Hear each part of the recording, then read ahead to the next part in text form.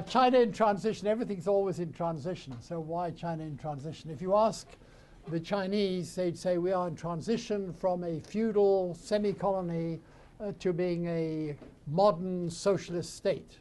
And if you ask a civilian in the West, he would say, or she would say, China's in transition from a Stalinist type economic model to a capitalist type economic model.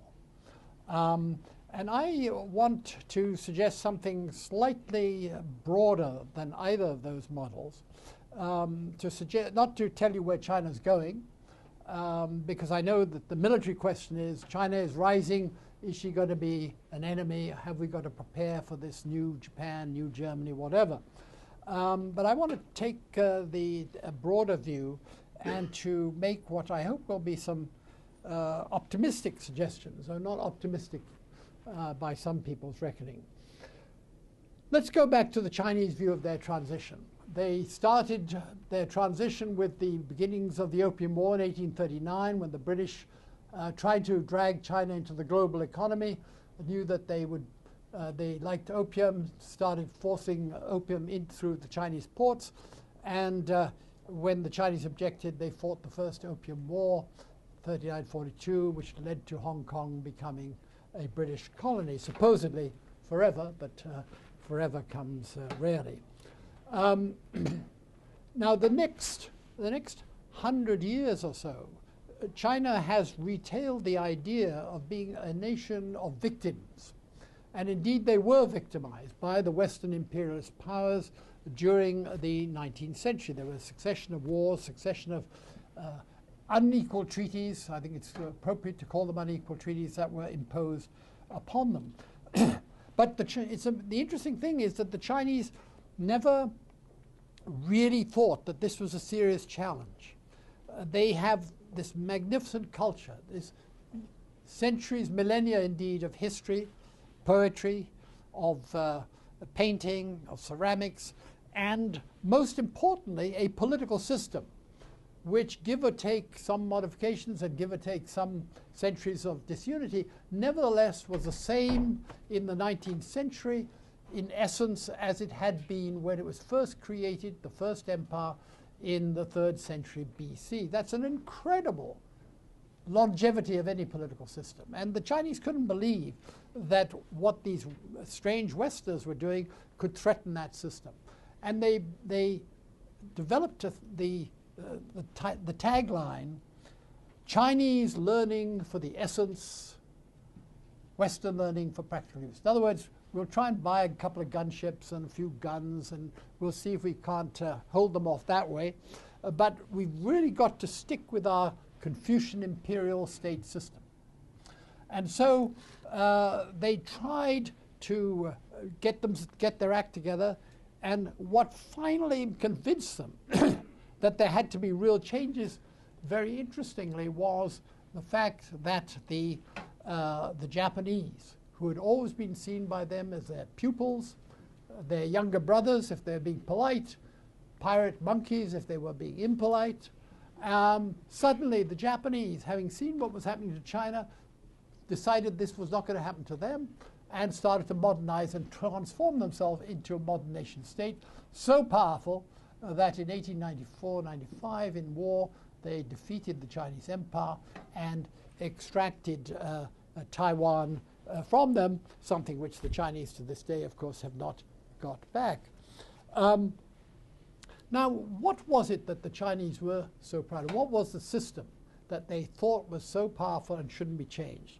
And I like to represent it in the form of what I call an iron triangle. And at the head was the emperor, supported by a bureaucracy, and a bureaucracy whose right to rule was based upon a state ideology which was adhered to by all. The state ideology was, of course, Confucianism. I'll just put ideology. And at the bottom of the triangle was the perennial support of the civil power, the military. And the people of China were within that iron triangle. Now, without modern means of communication and organization, it was not as iron as it might be today, and there was a lot of flexibility in the system. But basically, this was a totalitarian system, because not only was it did you have to obey the emperor and his bureaucrats, but also Confucianism provided a social theory as well. Confucius was perhaps the first person who emphasized the importance of family values for state stability. And these family values were inculcated into Chinese. Obviously, Chinese peasants only dimly comprehended them, but filial piety, the relationship between husband and wife, between father and son, these things did penetrate. And the idea was if the family stayed together, the state was powerful. And the emperor was supposed to provide an example to the fathers of families, and if he did, then the whole thing would stay together. Now, as I said earlier, the state collapsed from time to time. New dynasties took over. There were periods of disunity.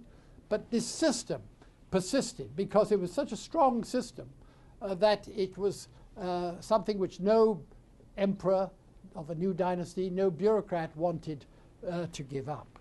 And the power of the bureaucrats was that they were educated in the ideology. Because they knew the ideology, they had the right to rule. Okay, this was the system which, at the end of the 19th century, after the defeat by the Japanese, with great reluctance, the Chinese began to think about giving up. There was a debate in 1898 between the reformers and the conservatives. And the conservatives said, we cannot give up the system of our ancestors. And the reformers said, what use is the system of our ancestors if we can't defend the territory of our ancestors? And so there was a brief spurt of reform in 1898. And the only thing that lasted out of that reform is Peking University, which is still there today in Beijing. But the Empress Dowager, who cracked down on that reform period, was forced to give way a few years later when the combined troops of the Western powers, plus now the Japanese, who in effect were honorary Westerners by now, marched on the Chinese capital in order to relieve a siege of the Western missions in Beijing. And after that, even the Empress Dowager, tough Manchu lady though she was, had to realize that reform was going to have to be accepted. And the major reform was that no longer was it possible to think in terms of Confucianism being the answer. And in 1905, the Confucian exam system, which was the way that these bureaucrats proved that they had the knowledge to become bureaucrats, the Confucian exam system was abolished. So what you had as a result of this decision was you had no ideology. Gone. And this meant that the bureaucrats, while they were still there, someone had to keep running the country, they were emasculated because they no longer had the legitimation of the knowledge which they'd acquired in order to become bureaucrats. And in this situation, as you can see, it's possible for all sorts of new ideas to start coming in because the ideology is not there and the central government is not perpetuating the ideology, so new ideas can come in into China. And the idea which the leading revolutionary of the time, Sun Yat-sen, adopted was democracy, because he felt that was the reason why the Western powers had been able to send their troops and their ships across the oceans to attack China, was because they had mandates from the people. But Sun Yat-sen, though he did have a revolutionary movement, he was not really a very successful revolutionary. He was not always in the right place at the right time. When the revolution of 1911 took place, which was when the imperial system, after 2,000 years, finally collapsed, he was in Denver, Colorado, raising money. But nevertheless, the system collapsed partly as a result of his efforts. And so there was an attempt made to install a democratic system, an attempt which quickly disappeared as warlords asserted their control over various parts of China. Now, the important thing about having no emperor any longer, whichever warlord was in charge of the capital was accepted by the Western powers as the leader of China, having no Confucian bureaucrats, you have the military in effect taking over as a result. That's the warlord period. But still the ideas come in. And people are looking everywhere for new ideas. How do we save China? We've abandoned Confucianism. It worked for 2,000 years. We've abandoned it. How do we save China? And they explored all sorts of angles. Anarchism, democracy, liberalism, whatever. The one thing they did not explore was Marxism. They didn't explore it because Marx had said revolution will come in developed countries. So he had expected it to happen in Germany or in Britain, maybe one day in America, but not where it actually happened, which of course was in Russia, because Russia was a backward, only just beginning to industrialize agrarian empire. So it was not an appropriate place. But that's where the revolution took place in 1917, and suddenly, sort of light bulb. Young people in China, and Sun Yat-sen himself said, my God, here these intellectuals, the Bolsheviks, have taken over power from this vast empire. We're a bunch of intellectuals. Why don't we do something similar? Why don't we copy them? And Sun Yat-sen sought military and political advice from the Russians, didn't become a communist. But some young people, Mao among them, joined the new Communist Party. The idea being that if we're going to emulate the Russians, if we're going to start being a powerful country, then we need to follow the way in which they pioneered and transform China as they are beginning to transform Russia. And one thing that encouraged them greatly was that the Russians, the Soviets, as they had now become, were very anti-imperialist. And they promised, and to this day they have not kept that promise, they promised that all the territories which the Tsars had taken from imperial China would be returned. As I say, never done. But nevertheless, it was a promise which was in stark contrast to what the Western powers had done. And so that encouraged the young idealistic Chinese, the patriotic Chinese who wished to transform China, to join the Communist Party. Now, I don't have the time this afternoon to go through the history of the years from the formation of the Communist Party in 1921 to its conquest of power in 1949. Suffice it to say, as you probably know, there was a civil war between the communists and the nationalists. It stopped during the anti-Japanese war, and then, despite American mediation, it resumed after World War II, and the communists won. And the communists set up a state which was, in effect, back to the future. They were setting up a state which was based upon the Soviet example. They had abandoned the Confucian essence, but they had found a new essence, Marxism, Leninism. This would be the ideology which would guide the new China. And what they created, in effect, was another and far more powerful iron triangle, with Mao at the top, the Chinese Communist Party, the bureaucrats, and their right to rule, and Mao's right to rule, based upon Marxism, Leninism, and as the years went by, Mao Zedong thought. And of course, the People's Liberation Army as the final force to defend the civil power, as we saw in June '89. And inside, again, the people of China. People of China, again, no longer being taught really family values, because what young people in China were now being taught was that all loyalty should go to the party and to the chairman. So it wasn't so much family values, but there were certainly social values, commitment to the party state. And so a much stronger totalitarian system was created in 1949 and was enforced by a series of bloody campaigns during the early 50s. We don't know exactly how many people died during that time. Mao, in a speech once, said 800,000, but some Chinese friends of mine think that that was just a partial accounting, and the figure was much greater. But by 1956, that's 7 years after they'd conquered power, they had collectivized agriculture, something which took the Soviets twice as long and ruined Soviet agriculture forever, never really recovered. They had collectivized agriculture without that kind of damage. They had nationalized the big state industries, big industries, and they had collectivized everything else: commerce, small industry, handicrafts, so on. So they had achieved, the Chinese Communist Party had achieved in a few years, to the amazement of the Russians, something which had taken the Soviets much longer and had been a much more disastrous and devastating path internally. I know that Professor Yu is very keen on Winston Churchill. He uses Churchill in one of his lectures, I think.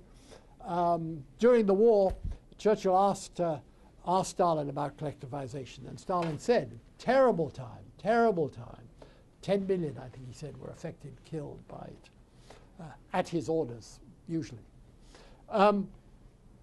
So the Chinese set up this very powerful state. And had they gone on in the Soviet mode with 5-year plans, the normal way that the Russians used to run their economy, they would have been East Germany when they grew up. What do I mean by that? I mean that there are very few communist regimes have really made a success of the Soviet-style system that prevailed under Stalin and after. And the East Germans probably were about the best who made it work, and the Chinese would have made it work, insofar as it would have been possible to make that kind of system really, really efficient and produce wealth. But the Chairman Mao, as he was known, Chairman Mao decided that this was too slow and too Soviet. I mean, where was the Chinese essence? The Chinese essence was now a foreign essence. It was Marxism-Leninism. And he wanted, in my view, a new essence, a more Chinese essence. The sense of Chinese exceptionalism had not deserted Chinese leaders, especially someone like Mao, who grew up while the empire still existed and was imbued with some of the classical education. And a second reason why it wasn't good enough for him was because it was too slow. The third reason why it wasn't good enough for him was because it made him irrelevant. Mao was a revolutionary. If you have a 5-year plan, you need nuts and bolts people. And he had nuts and bolts people around him: Zhou Enlai, the prime minister, Liu Shaoqi, the head of state. But that meant he was irrelevant. So he opted for a faster method of development, a bootstrap method of development, whereby they used mass labor in order to achieve things which they couldn't achieve with capital because they had no capital. And that was, as some of you may have heard of, an economic experiment called the Great Leap Forward, which was one of the biggest disasters in human history because it led to almost certainly the biggest man-made famine in human history. We don't know how many people died. I think the Chinese now admit to something like 20 million. The Western demographers say something like 30 million. And a senior Chinese official, now in exile in this country, who was told to go around the provinces and check all the records that he could find, once told me he thought it was about 43 million people. These figures are so big that the mind boggles. One can't grasp what 43 million people dead who shouldn't be dead is. But that was the result of the Great Leap Forward because he tried to do two things at the same time. One, to have an economic campaign, but at the same time to have a ideological campaign, to make people even more egalitarian and more collectivist than they already were in the system they'd set up in the 50s. It failed. They had to recover from the famine. But Mao did not give up. Mao still felt that there was an important role for China. The Soviet Union, he felt, was becoming what he called revisionist, revising Leninism, too soft on America. Nikita Khrushchev, the Soviet leader, could say, but we don't want a nuclear war. And of course, no one wanted it, but Mao thought that was just expedience, and they should confront the Americans. They were potentially as powerful as the Americans. They should confront the Americans.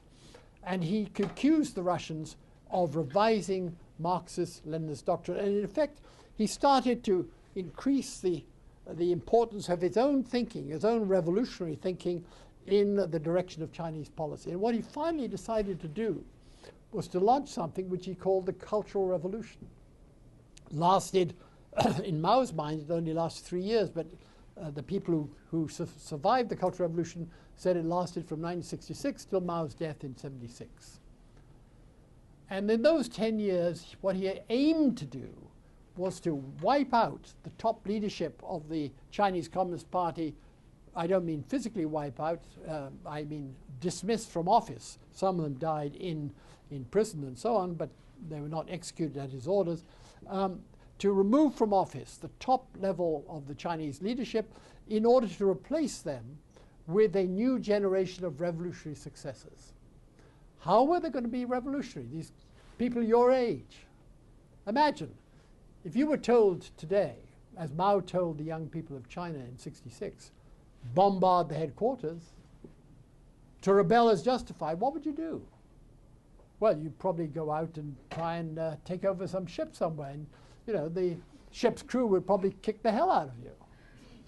So it wasn't an easy thing. But what he wanted to do was to throw the kids of China into a battle with these hardened revolutionaries who'd been fighting, some of them for 20, 30 years, and who were in positions of power in various parts of the country. And he helped them a bit by removing the central leadership first by himself, and then said, okay, go do it. And the result was 2 or 3 years of total chaos, with the Red Guards, as they were called. You may all remember the name or know the name. The Red Guards, as they call themselves, going up and down the country, overturning provincial leaderships, county leaderships, city leaderships.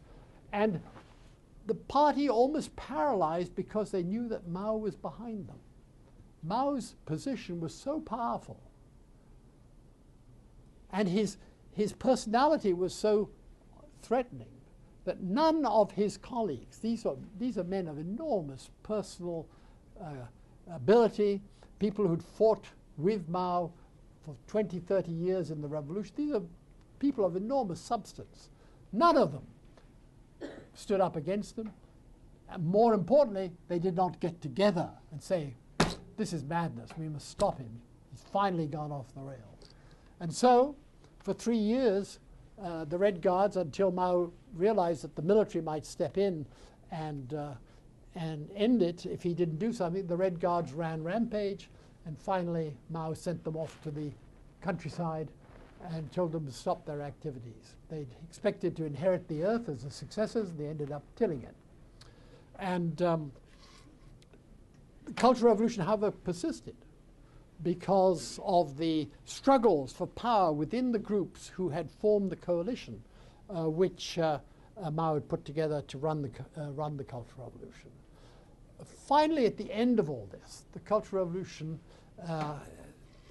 ends in '76 with Mao's death, and shortly thereafter the arrest of the leading members of his Cultural Revolution group, who include his own wife. They're arrested and later put on trial and given prison sentences. And Deng Xiaoping, had been the General Secretary of China, the Chinese Communist Party before the Cultural Revolution, had been very close to Mao, actually, in the years of the revolution, had survived the Cultural Revolution, and came back and were able to take over power. Not as the chairman, he thought that was a ridiculous thing, he didn't want to start that again, but as the person behind the people who were put in the front ranks of the leadership. And Deng Xiaoping did an amazing thing. Let me first suggest to you what happened to the Iron Triangle as a result of the Cultural Revolution. The Communist Party, for much of the Cultural Revolution, early years, did not function. And as a result of that, at the end of the Cultural Revolution, the PLA had taken over most of the civilian leadership of the provinces. And there were PLA leaders also in the central government. Marxism and Mao Zedong thought had been totally raised in status, and everyone recited his sayings. There was a little red book of quotations which had been put together for the military, and people would wave the little red book and say, "Long live Chairman Mao." But by the end of the Cultural Revolution, you've got a very, very weak party. Almost for a few years it didn't function. And so Deng Xiaoping has to try and put this together again. But he can't really put the party together again, because if you've had party officials of great rank, the great and the good, great and the bad, whatever, who have been paraded through the streets of the Chinese cities, who've been held up to obloquy in the stadiums of Chinese cities, who've had to stand with their head down, a placard denouncing themselves around their neck, and being beaten into the bargain. If that happens to vast numbers of leaders, you begin to think that the organization itself may not be quite so great. I mean, if 3/4 of the members of Congress were indicted for corruption, you might think that was bad, but you might also think there might be something wrong with the US Congress.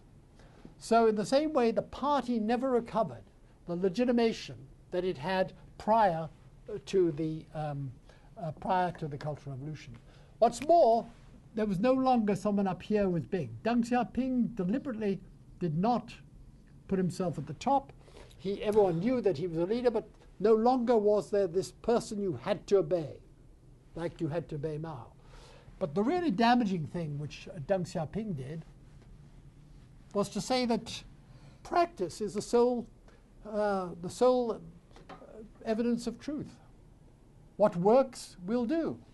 In other words, ideology, which he didn't abandon, but which was effectively abandoned, no longer counted for anything. And that, of course, again, as the reform program started in the early 80s, the reform and opening up to the outside world, as always, when the Chinese empire was disunited, new ideas come in.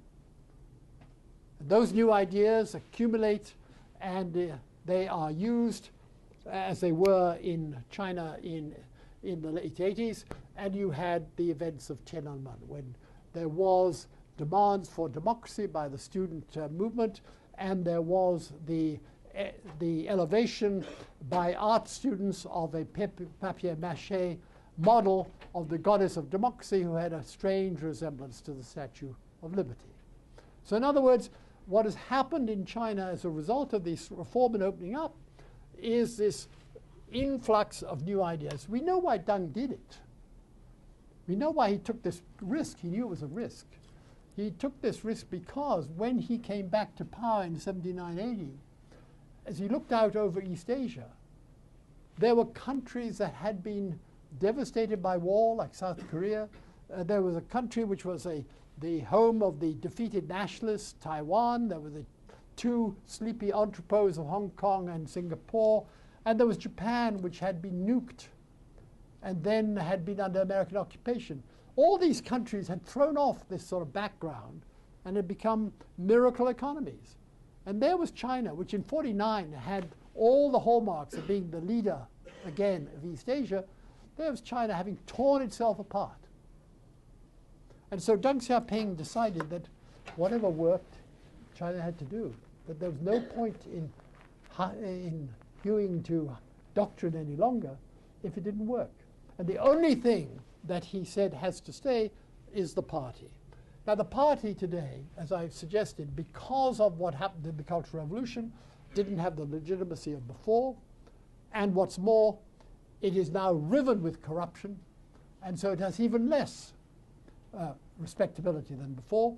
And you can tell by the tens of thousands of demonstrations that take place every year that this is no longer an iron triangle. No one has respect for authority when authority means that they are impinging on your house, they are polluting your rivers, or they're giving bad blood transfusions to your kids. So what you have in China today is a very fragile political system. It doesn't look fragile. If you were in the in Beijing during the Olympics, or even you listen to some of the TV coverage, you know that this is a serious country which can organize major events with great aplomb. But nevertheless, the Chinese themselves say, the Chinese leadership themselves say, corruption could be our end, could undermine us.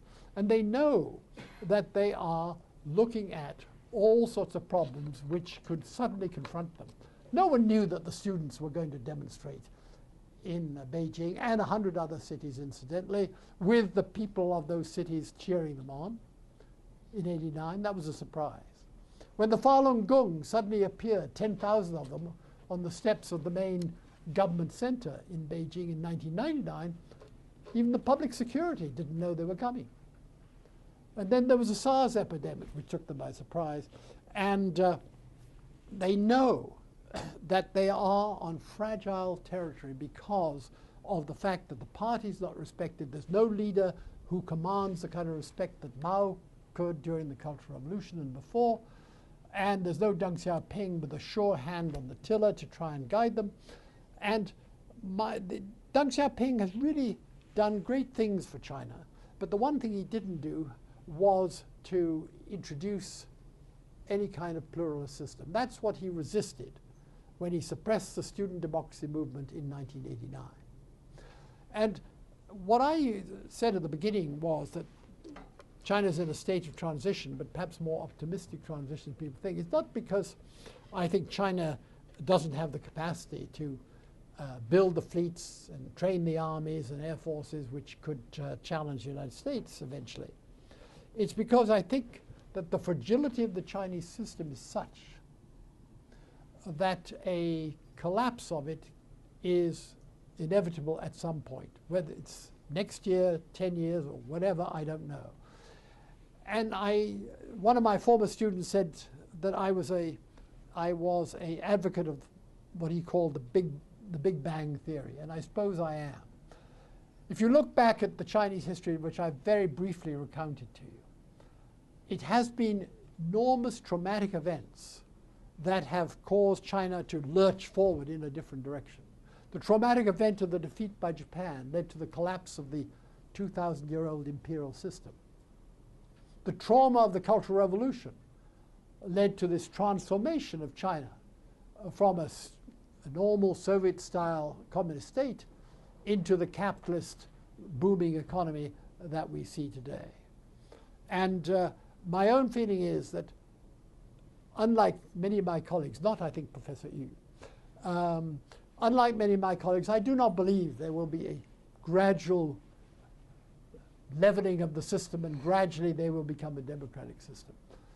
I believe that a democratic system is inevitable, but no Chinese leader of the Chinese Communist Party, 70 million members strong, all in it for career purposes. It's a Rotary Club these days, not an ideological campaign. No general secretary of that organization is going to come in one day and say, hey, boys, I got an idea. Democracy, that's what we need. It's not going to happen. He'd be out the next day. Sorry, next minute. So my own feeling is that there will be a set of events that will take place which will result in this system being undermined. And what succeeds it will depend on how it is undermined. But that there will be a transformation, a final end of this transition from imperial system that existed in 1839 before the West really started hammering on the doors to a vibrant economic system with a more pluralistic political system. Of that transition, I have no doubt. That's my optimism for today. Thank you.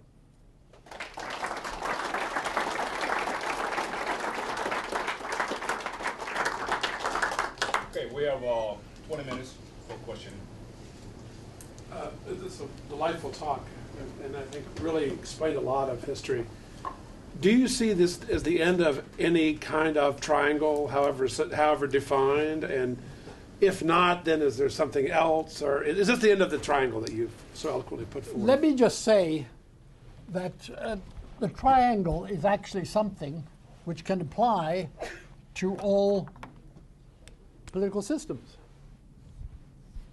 you have a president in the United States.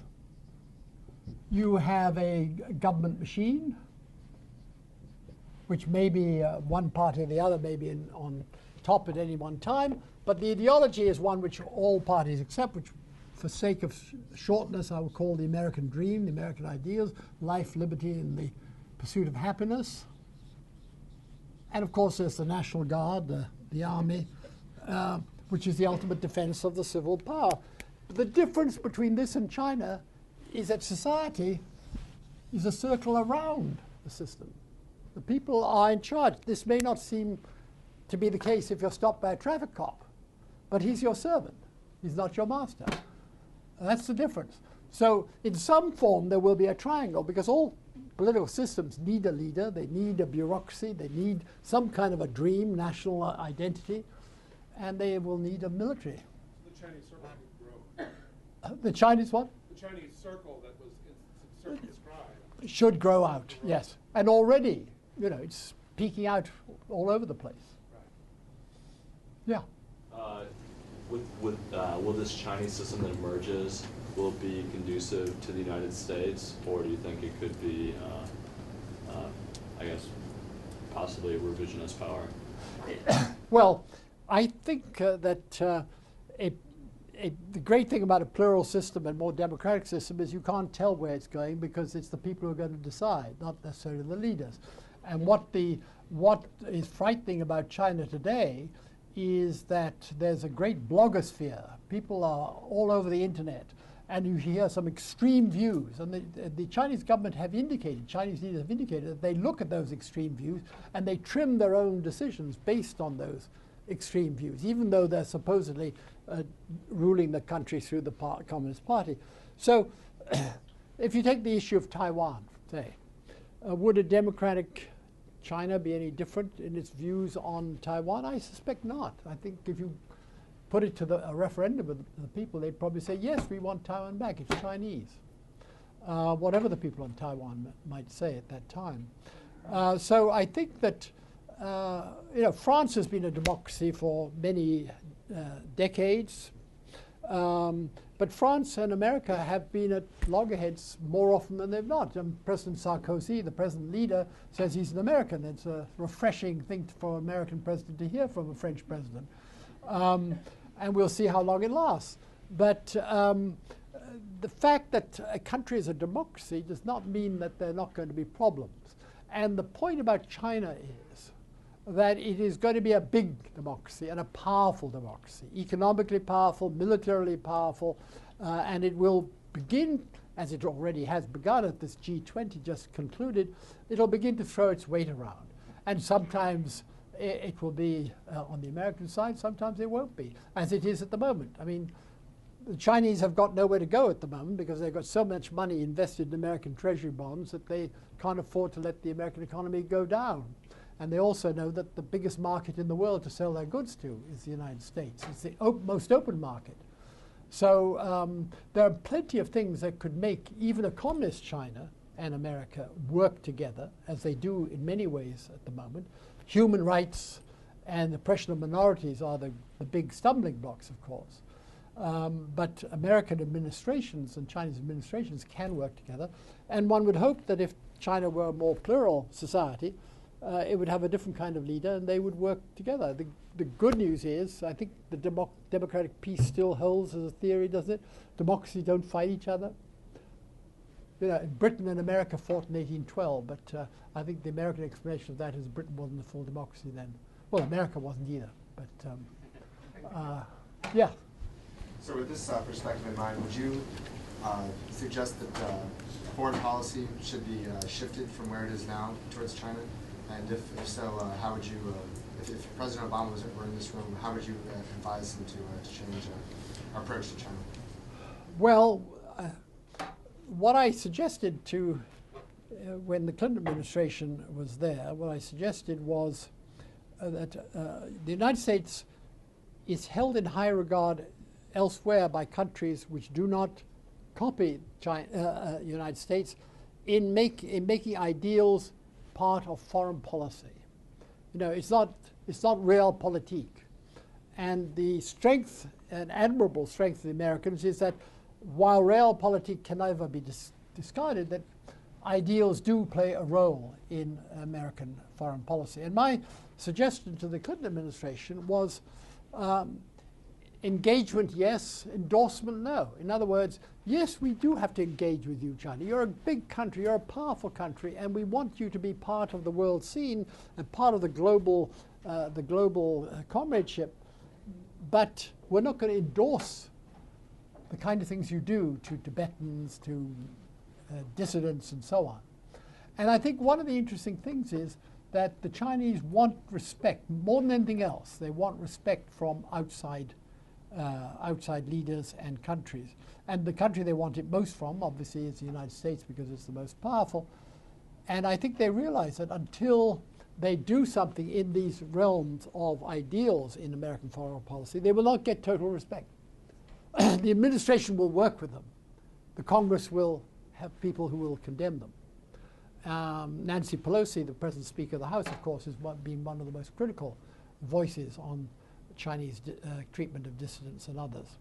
So I think that the only, and I hope that President Obama's decision to try and get re-entry into the UN human rights body, which Americans had withdrawn from, is a sign that he is going to, that America will fight the case for pinning blame, because that body is, at the moment, is useless. It just, everyone says everyone else is okay. So I think that the United States will continue to be a beacon of hope to dissidents, as it was for Russian dissidents in the old days, if they continue to emphasize these ideals. And I think that it's quite possible for the United States government to do both, to engage but not to endorse.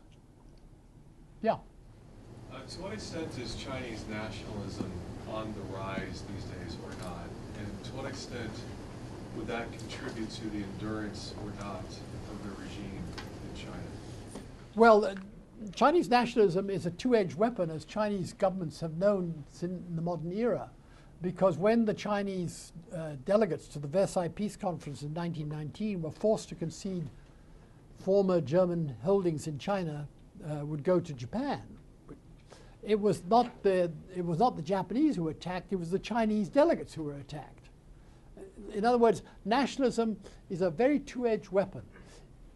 The blogosphere is very vocal, very nationalistic in some parts of it.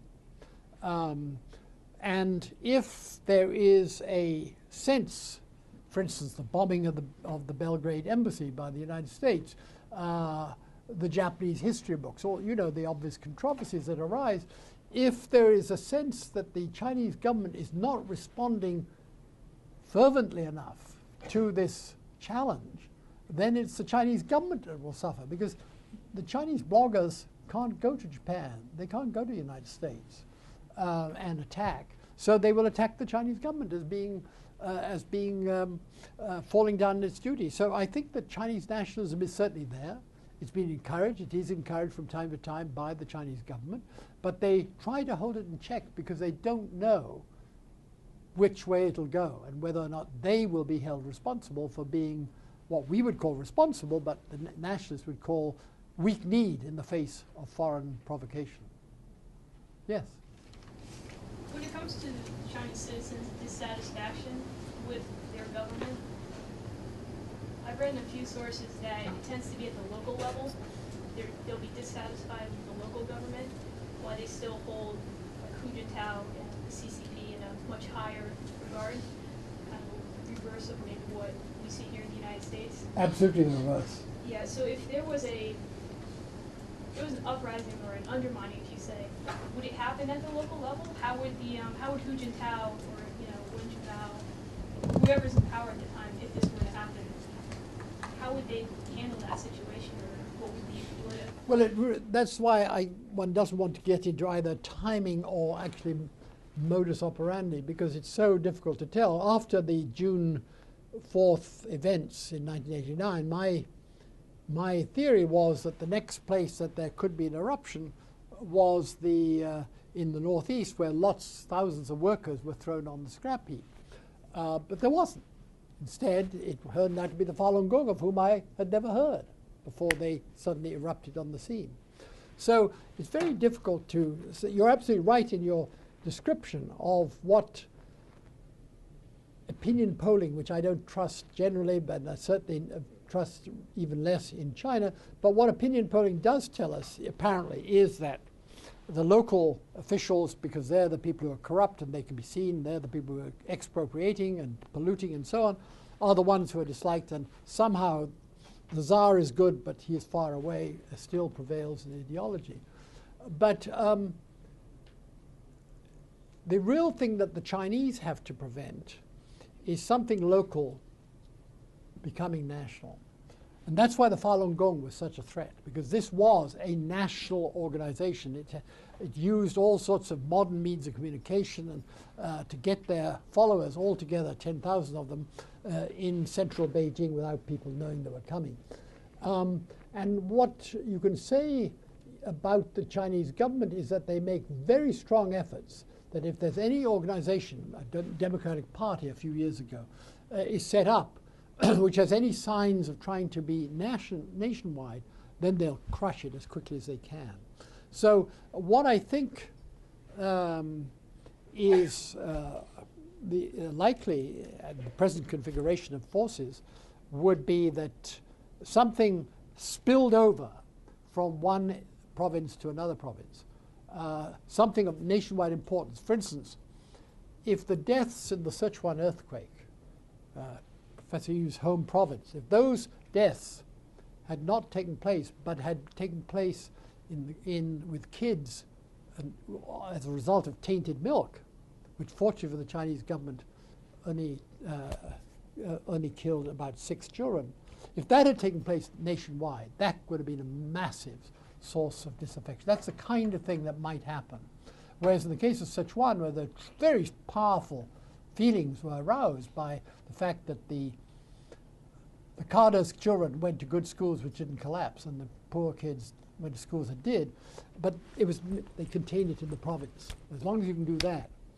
The interesting thing I think about Sichuan earthquake actually is the enormous idealism it awoke among the Chinese people. People from all over the country flocked there to try and help, even if they were told not to. Yes? What impact has capitalism had in China in the last 10 years, and where do you see it going in the next 10? What was the first part? What is capitalism? Yeah, what impact has capitalism had on China in the last 10, and where do you see it going in the next 10? Well, the impact of capitalism in the last 10 years has been to transform hundreds of millions of people on the Chinese coast mainly from being poor to being middle class, being relatively rich. And this is a fantastic achievement. And the result, however, you now have people with hundreds of millions of dollars to their name who are listed in Forbes, who are Chinese. But the result has been, and the Chinese regime is very worried about this, is the enormous disparity of wealth. And this is seen visibly, and there are cases where someone in a Mercedes knocks over a poor peasant. And there's immediately an enormous uprising as a result. But the most important effect of capitalism has been to transform the lives of many hundreds of millions of Chinese. I think that the lucky thing for China was that, unlike in the case of the Soviet Union, there was a very strong capitalist spirit, entrepreneurial spirit, at all levels of society, despite the bureaucratic imperial system, and that communism of the Maoist Soviet variety only lasted for about 30 years, whereas the Soviet Union was much longer, and the entrepreneurial background was much weaker. So what has happened has been, as you've seen, is that all over China, people are trying to make an honest yuan. Officials are trying to make a dishonest yuan. And I think over the next 10 years, hopefully, if Hu Jintao's current policy, the harmonious society, which is supposed to mean we've got to shift more wealth to the West, to Professor Yu's home province and others, that will mean that other people will get rich too. That's what they're going to try and do. That means they're going to have to tax the eastern provinces more, take more out of them, and that may cause political problems. But that's the intention, what they want to do. And hopefully it'll succeed. More Chinese will get better off. You had a question, yes? Going back to the Cultural Revolution Yeah. for a second, what was Mao and what were Mao and his allies trying to do in their measures against culture, not just traditional Chinese culture, but it seems like every kind of culture? Well, artists and writers are the engineers of the soul, Lenin told us. And Mao believed that. And he reined in leftist artists as early as the 40s, long before he came to power, and told them art serves politics. And what they were trying to do during the Cultural Revolution was to sweep away all the traditional forms of Peking opera and Suzhou opera and so on, and to have a system of ballets and operas, and they hadn't got very far by the time the Cultural Revolution was over, which would inspire people with revolutionary ideals. So that you have these slightly absurd operas where the hero has always got red cheeks, very handsome, and looks like this. It's not like me. And the women are equally heroic and fighting, whether it's the Japanese or the Nationalists or whoever. But they did apparently, because they were about people today and not about kings and emperors of centuries past, which were in the beloved old operas, nevertheless, there seems to have been some kind of sympathy for these operas because they're about sort of real people writ large, heroic figures perhaps, but still recognized to be real people. But Professor Yu is better able to answer that because he grew up with these kind of things. Did you see some model operas during the Cultural Revolution? The modern operas actually at the time for a generation of young kids were easily understandable, and it's a much better version of entertainment. That's because the old operas were a little bit too prosaic and formulated, and a little weird, because always the man playing women's roles, singing in a pitched voice. On the other hand, if you have only 8 operas, that's what the number was, running day in and day out, month after month, year after year, you get bored very quickly. So that's what this is the challenge. But the idea, as I said at the beginning, was to try and revolutionize young people through themed revolutionary operas. Yes? I have a question going back to the triangle and Yeah. emphasize ideology as this side. I was wondering what you think about, you know how at the Olympics the government's trying to bring back that idea of harmonious society and Confucian ideals. I was just wondering, like they obviously realize that that lack of ideology is a problem. Oh, yes, they do. They're going to be effective in trying to bring back those Confucian ideas. And I think I have to modify that. Harmonious society sounds Confucian. You're absolutely right, but supposedly it isn't Confucian. I mean, probably Confucian values in the sort of local sense, in terms of filial piety, probably have never been driven out of China. They're still there. So in that sense, Confucianism has not disappeared, despite the efforts first of the intellectuals, leftist intellectuals in the 20s, and then of Mao and his colleagues in the 50s and 60s. But I don't think they can't go back to Confucianism. I mean, that really would be going back to the back. I think that what they're desperately searching for is some kind of glue. That's what Confucianism, that's what Marx and Lenin was. It was a glue that held the whole thing together. And they don't know what it is. yeah, something like uniquely Chinese. I was in China last fall. Yeah. I mean, that was kind of one of the discussions that we had. Like, what can they With your Chinese friends. Yeah, some teachers.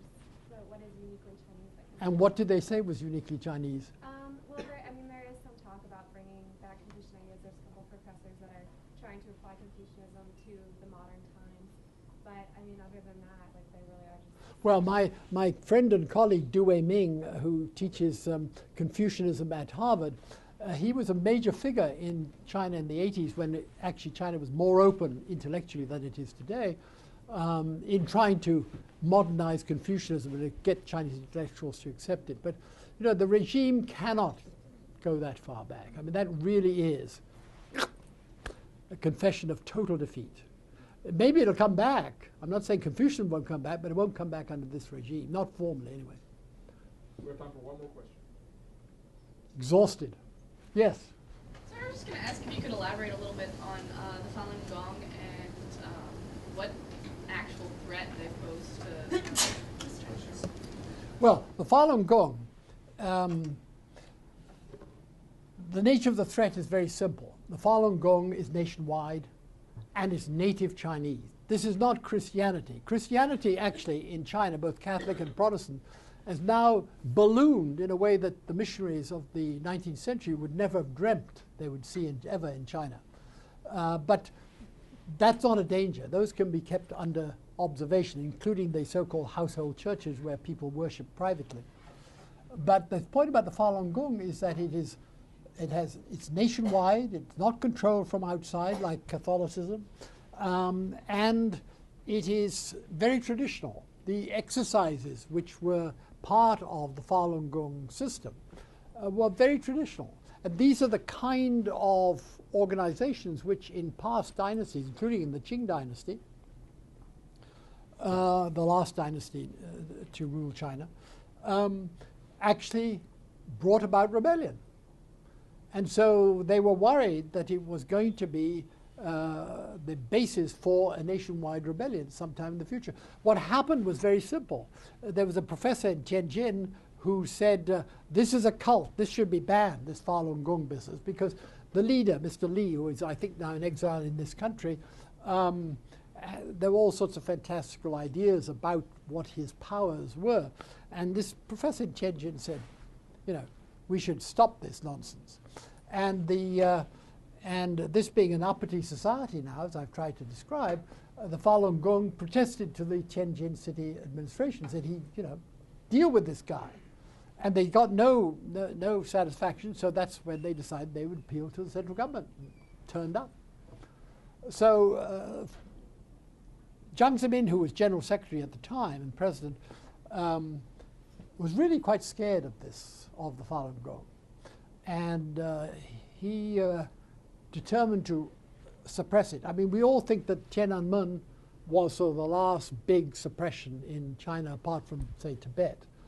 But in fact, the suppression of the Falun Gong was much worse, much worse across the country. And I think it's because it was native and nationwide.